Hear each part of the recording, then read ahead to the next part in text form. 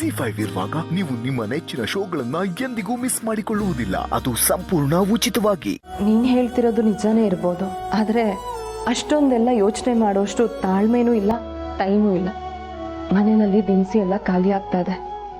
ನನ್ಗಿವಾಗ ಅದ್ರ ಬಗ್ಗೆ ಚಿಂತೆ.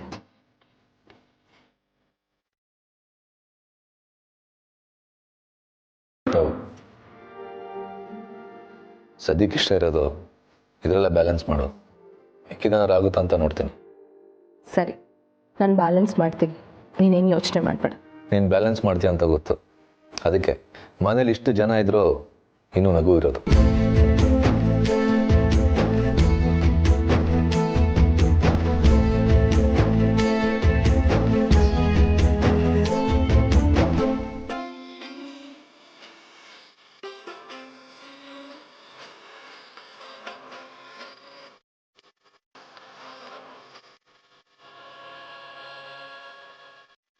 ದಂಡ್ಪಿಂಡ, ನಾನು ಮನೆಗೆ ಸೇರಿಸಿರೋರ ಅನ್ನದ ಬಗ್ಗೆ ನೀವ್ಯಾರೂ ಕಷ್ಟಪಡಬೇಕಾಗಿಲ್ಲ. ಅವರು ದುಡ್ದು ಅವರು ತಿನ್ನಲಿ.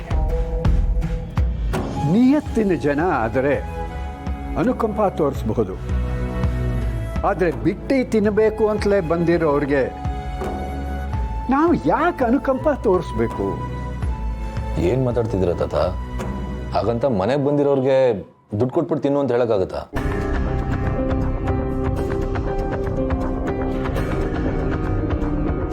ಮನೆಗೆ ಬಂದಿರೋರು ಅತಿಥಿಗಳಾದರೆ ಹಾಗೆ ಹೇಳೋಕ್ಕಾಗಲ್ಲ.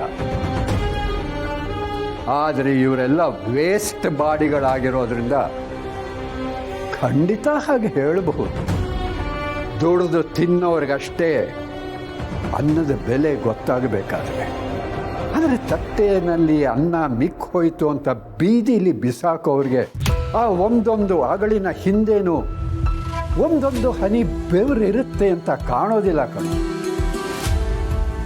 ಇನ್ನು ಮೇಲೆ ಇವರು ಈ ಮನೆಯಲ್ಲಿ ತಿನ್ನಬೇಕು ಅಂದರೆ ಅವರ ಪ್ರತಿಯೊಂದು ಊಟಕ್ಕೂ ದುಡ್ಡು ಕೊಡಲೇಬೇಕು. ಹಾಗೆ ಮಾಡ್ತೀವಿ. ತಾತ, ನೀವೇನಾದ್ರೂ ಆ ಥರ ಮಾಡೋಕ್ಕೆ ಹೋದರೆ ಅವರು ಆ ಮನೆಗೆ ಹೋಗ್ತಾರೆ. ಮೊದಲೇ ಸಂಧ್ಯಾ ಗೊತ್ತಲ್ಲ, ಅಮ್ಮ ಅಮ್ಮ ಅಂತ ಕಣ್ಣೀರು ಹಾಕ್ತಾ ಅವ್ರ ಮನೆ ಬಾಗಿಲಲ್ಲಿ ಹೋಗಿ ಕೂತ್ಕೊಂತಾಳೆ. ಇಲ್ಲಿರೋ ಸಮಸ್ಯೆನ ಅಲ್ಲಿ ಕಳಿಸ್ದಾಗತ್ತಷ್ಟೇ. ಇಲ್ಲ ದಂಡ್ಪಿಂಡ, ಆ ಮನೆಗೆ ಇವ್ರು ಯಾರೂ ಹೋಗೋದಿಲ್ಲ. ಆ ಥರದ ಒಂದು ಮಾಸ್ಟರ್ ಪ್ಲ್ಯಾನ್ ಮಾಡಿದ್ದೀನಿ. ತಾತ, ನೀವು ಮಾಸ್ಟರ್ ಪ್ಲಾನ್ ಮಾಡಿದ್ದೀರಾ? ಯಾಕೆ? ತಲೆ ಕೂದಲು ಬೆಳ್ಳಗಾಗ್ಬಿಟ್ಟಿದೆ ಅಂತ ಅಂದ್ಬಿಟ್ಟು ನನಗೆ ಬುದ್ಧಿನೇ ಓಡೋದಿಲ್ಲ ಅಂತ ಅಂದ್ಕೊಂಡಿದ್ದೀಯಾ?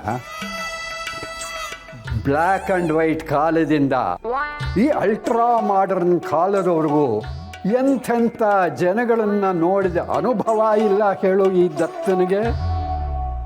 ಅಂಥದ್ರಲ್ಲಿ ಇವರನ್ನ ನಿಭಾಯಿಸೋದು ಕಷ್ಟನ? ಹೇಳ್ತೀನಿ ಕೇಳು.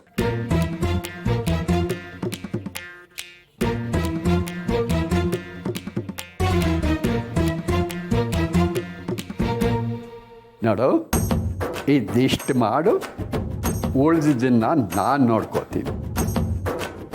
ಈ ವೇಸ್ಟ್ ಬಾಡಿಗಳು ಆ ಮನೆಗೆ ಹೋಗೋದನ್ನು ಮರಿಬೇಕು. ಇಲ್ಲೇ ಇದ್ದರೆ ದುಡ್ದು ತಿನ್ನಬೇಕು.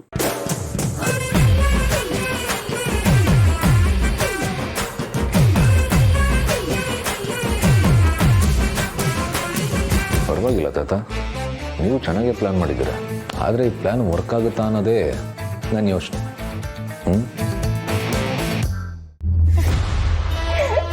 ಏನೋ ಮಹಾ ಸಾಧ್ವಿ ಥರ ವ್ರತ ಮಾಡ್ತಿದ್ಯಲ್ಲ, ಈಗೇನಾಯ್ತು?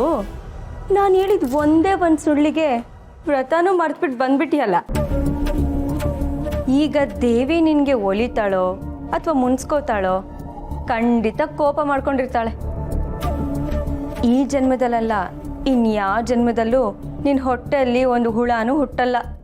ಖಂಡಿತ ಶಾಪ ಕೊಟ್ಟಿರ್ತಾಳೆ. ದೀಪಿಕಾ,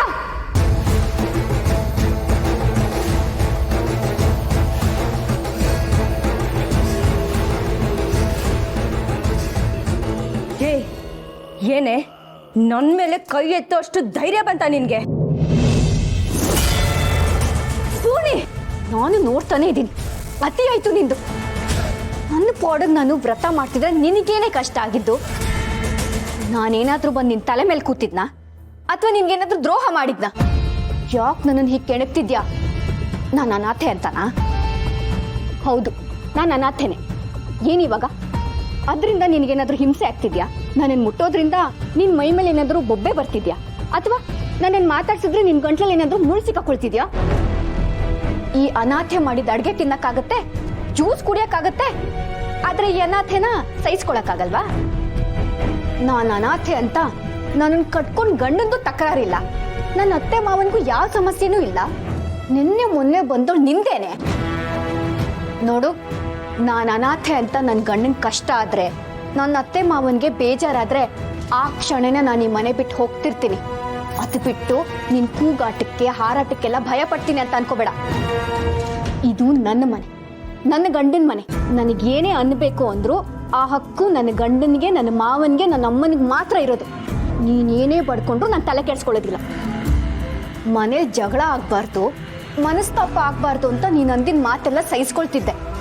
ಆದ್ರೆ ನಿನ್ನ ಮಾತೇ ಅತಿ ಆಗ್ತಾ ಇದೆ. ನೀನು ಇಷ್ಟೆಲ್ಲ ಮಾತಾಡಿದ್ರು ನಾನು ಸುಮ್ಮನಿದ್ದೀನಿ ಅಂದ್ರೆ ನಿನಗೆ ಭಯ ಪಟ್ಕೊಂಡಿದ್ದೀನಿ ಅಂತ ಅಲ್ಲ, ಕೊಚ್ಚೆ ಮೇಲೆ ಕಲ್ಲು ಹಾಕ್ಬಾರ್ದು ಅಂತ. ಇದೇ ಕೊನೆ. ನನ್ನ ನಂಬಿಕೆಗಳನ್ನ ಕಡೆಗಣಿಸೋದಾಗ್ಲಿ, ನನ್ನ ನಂಬಿಕೆಗೆ ಅಡ್ಡ ಬರೋದಾಗ್ಲಿ ಮಾಡಿದ್ರೆ ಇದಕ್ಕಿಂತ 10ರಷ್ಟು ನೋವು ಕೊಡೋದು ಗೊತ್ತು. ಬಿಟ್ಬಿಡ. ಒಳ್ಳೆತನನ ಹೇಡಿತನ ಅಂತ ಅನ್ಕೋಬೇಡ. ಒಳ್ಳೆಯವ್ರು ತಿರುಗಿ ಬಿದ್ರೆ ಕೆಟ್ಟವ್ರಿಗಿಂತ ಕೆಟ್ಟವ್ರಾಗ್ತಾರೆ.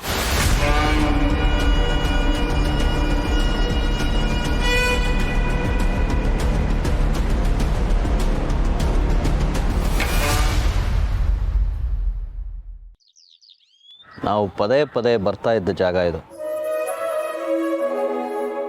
ಎಷ್ಟೆಲ್ಲ ಮಾತಾಡ್ತಿದ್ವಿ, ಎಷ್ಟೋ ತನಕ ಕೂತಿರ್ತಿದ್ವಿ. ಇಲ್ಲಿ ಹೊತ್ತು ಹೋಗಿದ್ದೇ ಗೊತ್ತಾಗ್ತಿರ್ಲಿಲ್ಲ.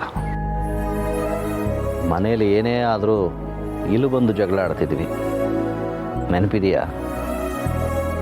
ಅದಾದಮೇಲೆ ಮಗುಗೆ ಹೆಸರಿಡೋ ವಿಷಯಕ್ಕೂ ಇಲ್ಲೇ ಜಗಳ ಆಡಿದ್ವಿ. ಬರೀ ಜಗಳ ಆಡಿರೋದಷ್ಟೇ ಅಲ್ಲ,